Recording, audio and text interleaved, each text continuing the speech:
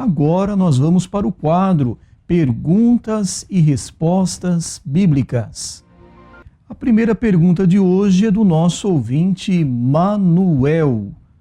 O Manuel pergunta para o pastor: como podemos entender? Então ele usa aqui o primeiro texto de Lucas, capítulo 2, verso 25, que eu vou ler. Havia em Jerusalém um homem cujo nome era Simeão, e este homem era justo e temente a Deus, esperando a consolação de Israel. E o Espírito Santo estava sobre ele. Agora ele fala, em contrapartida, como podemos entender então os próximos versículos? Agora João 15, 26. Mas, quando vier o Consolador, que eu da parte do Pai vos hei de enviar, aquele Espírito de verdade que procede do Pai, ele testificará de mim. Mais um versículo, agora João 16, versículo 7. Todavia, digo-vos a verdade, que vos convém que eu vá, porque se eu não for, o Consolador não virá a vós, mas quando eu for, vô-lo enviarei. Então ele pede para o pastor explicar como podemos entender, pastor. Não é difícil nós entendermos essa situação, porque o Espírito Santo não veio do céu e passou a existir quando ele desceu no dia de Pentecostes. Nós abrindo o primeiro livro da Bíblia, que é o livro de Gênesis, nós vamos encontrar logo no início que o Espírito Santo estava atuando ao lado do Pai, como também do Filho, na criação do mundo. Diz assim o capítulo 1 de Gênesis, versículo 1 e 2. No princípio criou Deus os céus e a terra era sem forma e vazia, e havia trevas sobre a face do abismo, e o Espírito de Deus, que é o Espírito Santo, se movia sobre a face das águas. Então, o Espírito Santo já estava atuando na criação do mundo. E dentro das suas atividades posteriores, nós vamos encontrar no livro de Isaías 63 e versículo 10, essa declaração: mas eles foram rebeldes e contristaram o seu Espírito Santo, por isso se lhes tornou em inimigo e ele mesmo pelejou contra eles. Então, está falando aqui a respeito do Espírito Santo, em atividade junto ao povo de Israel, e que o povo de Israel se mostrou rebelde. Por isso foram castigados diante de Deus pela sua rebeldia. Agora, é preciso saber que a ação do Espírito Santo nos dias do Antigo Testamento eram limitadas. Não acontecia no Antigo Testamento aliás, no Velho Testamento, o que aconteceu no Novo. No Antigo Testamento, somente pessoas determinadas, escolhidas adredemente, é que eram movidas pelo Espírito Santo para assuntos especiais. Líderes e outras pessoas que trabalhavam em serviços especialíssimos, sem conhecimento próprio para poder agir, eram orientadas pelo Espírito Santo. Agora, quando nós entramos no Novo Testamento, a promessa de Jesus, como diz no livro de Atos dos Apóstolos, capítulo 1, Jesus falou da vinda do Espírito Santo. No versículo 8, recebereis poder ao descer sobre vós o Espírito Santo e ser-me-eis testemunhas tanto em Jerusalém como em toda a Judéia e Samaria e até os confins da terra, ou do mundo. significando que haveria uma abundância da manifestação do Espírito Santo, como efetivamente se deu quando o Espírito Santo desceu no dia de Pentecoste.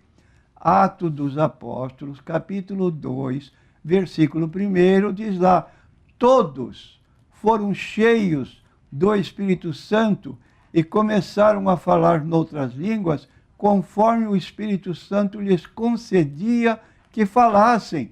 Todos que estavam no cenáculo, quase 120 pessoas.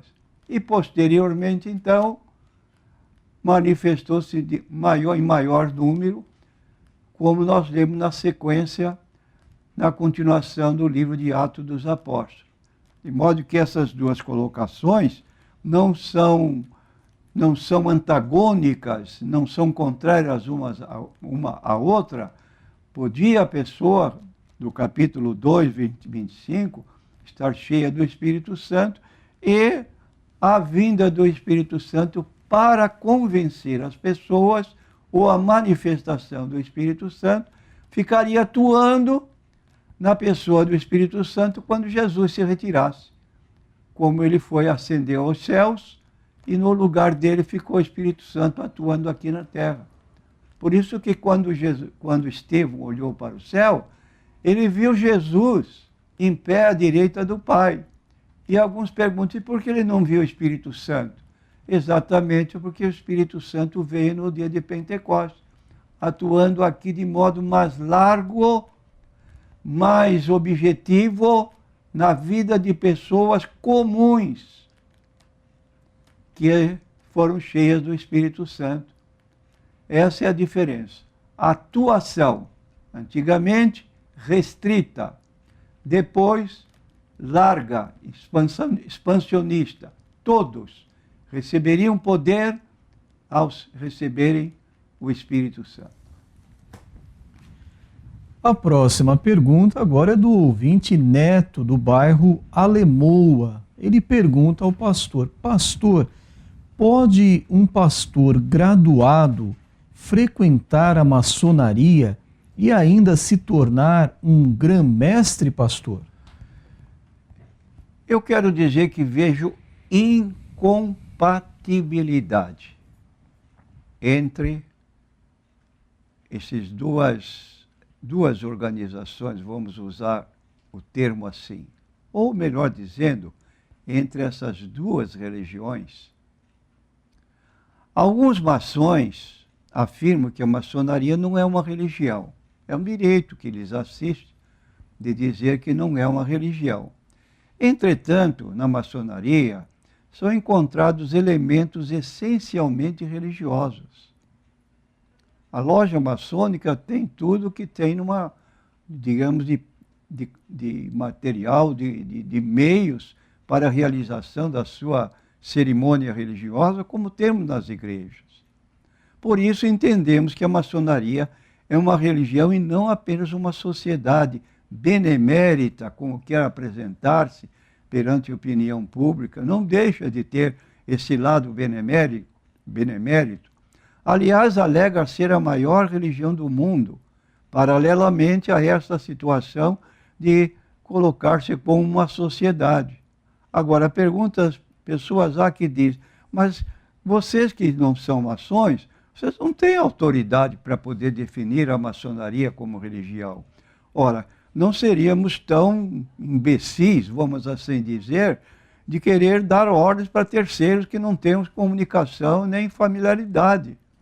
Agora, nós lemos dicionários da maçonaria, lemos artigos sobre a maçonaria e, obviamente, podemos afirmar que há essa colocação na maçonaria. Por exemplo, nós podemos citar um grande escritor de um dicionário, ele se coloca como sendo uma pessoa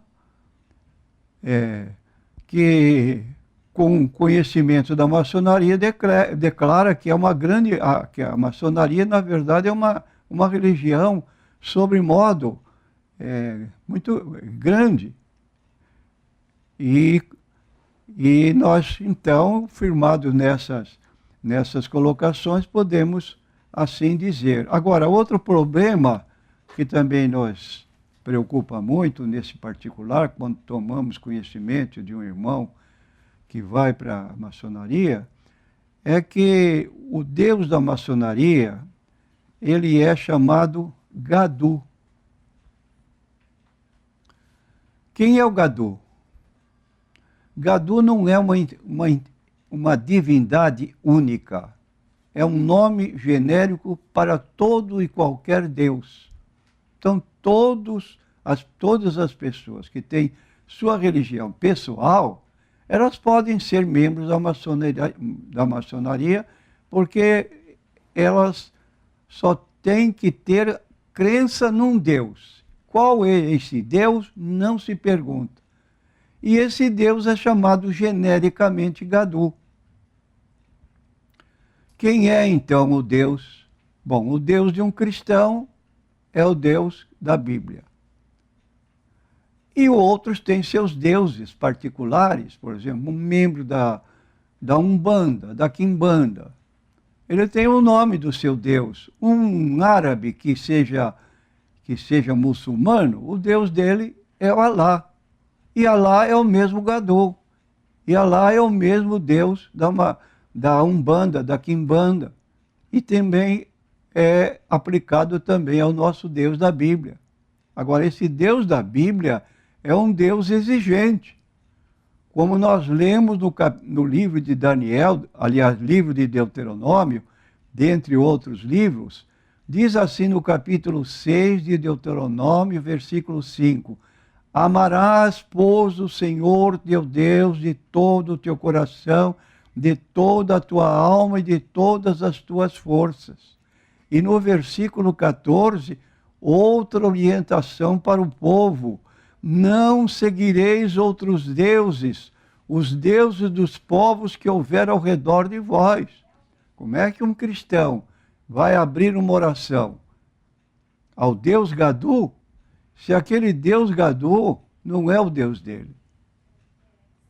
É um Deus qualquer, de qualquer religião. Há uma incompatibilidade, admito eu. Primeiro, na religião, não podemos ser religiosos em dois lugares distintos e opostos. E quanto ao Deus, o nosso Deus é o Deus único, verdadeiro, apontado na Bíblia, já não é identificado com o Gadu, que, como diz aqui no versículo 14, não seguireis outros deuses, os deuses dos povos. Respeitamos, mas não concordamos com essa situação. Então podemos dizer que o Deus Gadu é um Deus desconhecido, representando o Deus de qualquer religião. E aí está o particular que se torna contrário à nossa fé cristã. E por isso discordamos de que um membro da igreja possa se tornar maçom. A próxima pergunta é NQI Homem. Pastor, por que não tem amor nas igrejas e também na evangelização? Essas pessoas vão para o céu ou o inferno?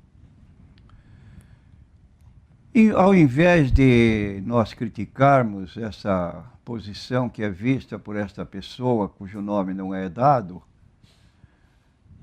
é uma observação que a pessoa pode fazer e não proibimos de emitir sua posição, mas a Bíblia recomenda para um cristão ajudar pessoas que observamos estarem frias ou fracas na fé para reanimá-las. Essa é a nossa obrigação, de acordo com Gálatas capítulo 6, versículos 1 a 6. Irmãos, se algum homem chegar a ser surpreendido em alguma ofensa, vós que sois espirituais, encaminhai o tal com espírito de mansidão, olhando por ti mesmo, para que não sejas também tentado. Levai as cargas um dos outros e assim cumprireis a lei de Cristo. Porque se alguém cuida ser alguma coisa, não sendo nada, engana-se a si mesmo. Mas prove cada um a sua própria obra, e terá glória só em si mesmo e não no outro, porque cada qual levará a sua própria carga. E o que é instruído na palavra, reparta de todos os seus bens com aquele que o instrui. Então, dizemos ao nosso irmão consulente que procure ajudar pessoas em situação descrita na sua pergunta. Quanto ao que se segue após a morte, é conhecimento reservado de Deus. Nós não podemos ser juízes de emitir uma posição, se vai para o céu, se não vai para o céu. Não conhecemos o coração das pessoas. Agora, o que dizemos genericamente é o que está em Hebreus, capítulo 9, versículo 27. Cada pessoa faz o juízo próprio de si mesmo. Ninguém sabe o que está no homem, senão o espírito do homem que nele mora, o habita. Cada qual sabe de si mesmo. Agora, para todos, diz a Bíblia, aos homens está ordenado morrerem uma vez, vindo depois disso o juízo. Você está preparado para comparecer diante de Deus, a quem ele vai dizer, vinde bendito de meu Pai, possuir por herança o reino que vos está preparado? É bom quando nós dizemos, sim, eu estou vivendo dentro da norma de vida cristã. Agora, quando não estiver, procure acertar, porque lá não tem retorno para preparo. A próxima pergunta é do ouvinte Jefferson. Pastor, tem alguma relação a decapitação de João Batista com o batismo de Jesus por ele não ter seguido, pastor? Não. Absolutamente não. João Batista era um homem muito humilde. Quando ele foi informado pelos discípulos de Jesus que o número de batismos realizado por eles era maior do que o próprio João, ele não ficou com inveja. Ele disse, convém que ele cresça, e eu não sou digno de me abaixando, desatar as correias das suas sandálias. Então não havia em João essa preocupação de números. O que efetivamente aconteceu é que João Batista era um homem de autoridade e não tinha acepção de pessoas. Como nós lemos aqui em Mateus capítulo 14, diz assim, naquele tempo ouviu Herodes o tetrarca a fama de Jesus e disse aos seus criados, este é o João Batista, que ressuscitou dos mortos por estas maravilhas que operam nele. Porque Herodes tinha prendido João e tinha-o maniatado e encerrado no cárcere por causa de Herodias, mulher de seu irmão Filipe, porque João lhe dissera, não te é lícito possuí-la. E querendo matá-lo, temia o povo, porque o tinham como profeta. Festejando-se, porém, o dia natalício de Herodes, dançou a filha de Herodias diante dele e agradou a Herodes, por isso prometeu com juramento dar-lhe tudo o que pedisse. E ela, instruída previamente por sua mãe, disse, dá-me aqui num prato a cabeça de João Batista. E o rei afligiu-se, mas por causa do juramento e dos que estavam à mesa com ele, ordenou que se lhes desse e mandou degolar João no cárcere. Aí está a razão por que Herodes mandou matar João Batista e João Batista não morreu por causa de inveja com relação aos discípulos de Jesus que batizavam mais do que ele, mas por causa da fibra, vamos assim dizer, de João Batista como homem de Deus. Não poupou o rei e foi morto por essa razão. A próxima pergunta é da ouvinte Maria Aparecida. Já foi feita essa pergunta, mas a ouvinte pede para o senhor repetir para ela a resposta, pastor. Maria Aparecida pergunta assim, ela e o esposo pertenciam a um ministério e depois ambos saíram e foram para outro ministério. Hoje, o esposo quer voltar para o ministério anterior. E ela, conversando com algumas irmãs, foi orientada dizendo que se ela voltar, pastor, ela vai passar por muitas lutas, muitos problemas. Então ela quer uma orientação do Senhor, ela deve seguir o seu esposo, acompanhá-lo, retornar realmente para o ministério que eles estavam antes, pastor. Eu quero dizer que há uma condição para esse retorno. É verdade que a Bíblia declara que a mulher deve ser submissa ao seu esposo. Vós, mulheres, sujeitáveis a vossos maridos como ao Senhor, porque o marido é a cabeça da mulher, como também Cristo é a cabeça da igreja, sendo ele próprio o salvador do corpo. Ora, então aqui está bem claro que a mulher deve acompanhar o marido. Porém, diante de Deus, cada um de nós é responsável por si. Marido não salva a mulher, esposa. A esposa não salva o marido. Individualmente vamos comparecer diante de Deus para ser julgados independentemente da condição de marido e mulher.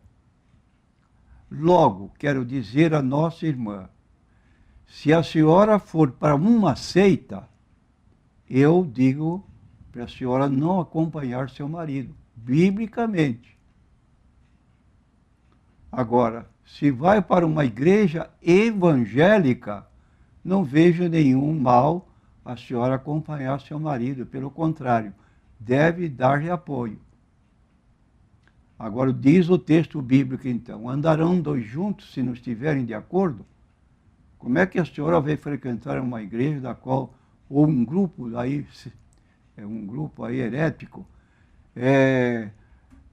se não suporta, não aceita o que se fala dentro desse local que se reúne esse determinado grupo ou igreja? Não dá certo. Então ele não deve sacrificar a senhora. Deve concordar com a senhora nesse particular. Quanto a mudar, não há problema. Mudou de uma igreja evangélica para outra igreja evangélica, tudo ok. É a mesma fé. Porém, mudar de uma igreja evangélica, se for o caso, para uma seita, não faça isso. É contrário à palavra de Deus e aconselhe seu esposo também para não fazer isso. Para não fazer isso.